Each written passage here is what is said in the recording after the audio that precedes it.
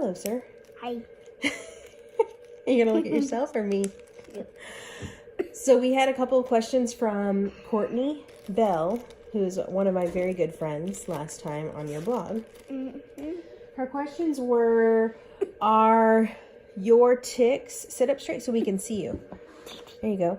Well, first of all, what are your tics so that we know what you're talking about? Coughing, putting my upper lip down, and sniffing and raising my eyebrows. And putting my neck up. Okay. Oh, and it made you cough too at the same time. Wow. Oh. Are you doing that on purpose to show us what it looks like? Show them. Okay. And it happens naturally though, right? So her question was, are your tics painful for you? They are because I keep on having to stretch my neck up and it keeps on hurting. Hurts what? Hurts my neck. Inside. Inside your neck? Like in your throat? Uh-huh. What about any other tics? Is anything else annoying or painful to you? Annoying, my coughing. Your coughing is annoying. You know that, like, probably mostly other people don't notice your coughing, right? Mm-hmm. Like, if anything, it annoys you, but it's not like you're annoying anybody else. Mm-hmm. Okay. So I made a phone call today to talk to the doctor about maybe getting some medicine or something for you to help with that. And what do you think about that? I like to take it every day. You'd like the idea of doing Every that? year. Can you sit up a little bit? You would like to try that to see if it helps? Okay. So you said that the coughing annoys you and is painful too. How is that one painful? It's pain. I said it's annoying. Annoying. So does it hurt your throat a little bit? Kind On of. the inside? Kind of. It does. Okay. So I guess the answer to her questions is that it's annoying and somewhat painful. Mm-hmm. Okay. How does it affect you at school? Because I had to pay attention on getting my tics away, and I can't learn.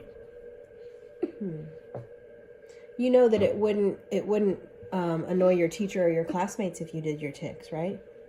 But it's annoying for you. Yeah. Okay. All right. Well, we'll try to get it figured out. This is your little vlog. I guess it could be your first vlog, right? And I have one more question for you that Courtney wanted to know. Does everybody have the same exact tics that you have? No, there's tons of different tics. Some people might have like coughing or sniffing, but there is a lot of tics, and there's one, and it's really bad, and it says like, it makes you say bad words like the F word or the shut and then up word or bad words like that. But that one's really, really, really rare, right? Mm-hmm. And the problem is that most people, when they hear about Tourette syndrome, they only hear about that one, Yeah. the cussing one, right? And so then it's actually misrepresented. And so people think, oh, Tourette syndrome? Oh, Utah has that. He must cuss and say really horrible things. Is that true? No.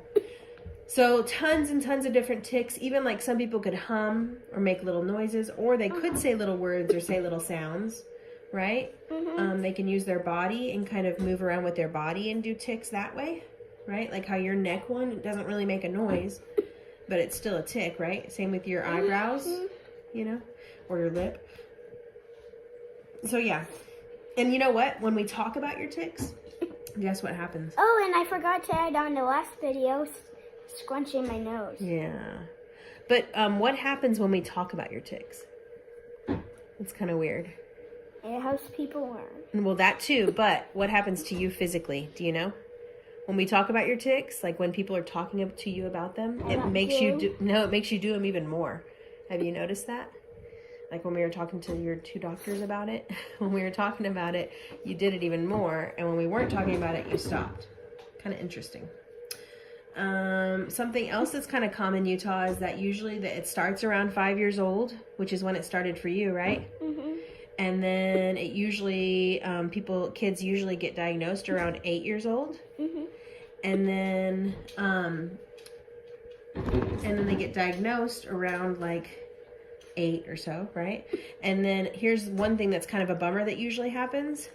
Typically, it gets worse when you're a teenager. So it might possibly get worse as a teenager is what we found out. Also, they can change. Your tics could change. You could wake up one day and have a totally different tic than the ones that you have now. A new one. Would one go away? Possibly. And then... Absolutely, possibly. Dr. Kane also told us that you will maybe have good days and bad days where some tics are really strong. Some days that are not as much. Good years and bad years, right? Mm-hmm. And then bad months and good months. Probably that too. That and sure. Bad weeks and bad. Yeah. And but then here's the good. Yeah.